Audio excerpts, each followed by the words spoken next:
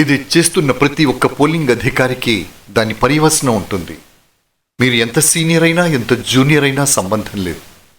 ఒకరోజు ప్రతిపక్షం అధికారంలోకి వస్తుంది. అప్పుడు మేమేం చేస్తామో మీరు చూస్తారు. నేను చెప్పేది ఇదే. వారు ఆ విధంగా డేటా ఇస్తారు. కాబట్టి ఈ పని చేయడానికి మాకు 6 సంవత్సరాల ఎలక్ట్రానిక్ ఓటర్ల జాబితా ఇవ్వండి. దాన్ని మాకు జరుగుతుందో మేము తెలుసుకోవాలి. ఎందుకంటే మనం ఎంతో ప్రేమించే మన ప్రజాస్వామ్యం ఇప్పుడు లేదనిపిస్తుంది. మనకు ఇతర ప్రదేశాల కంటే తేడా ఏముంది? ప్రజాస్వామ్యం ఎక్కడుంది?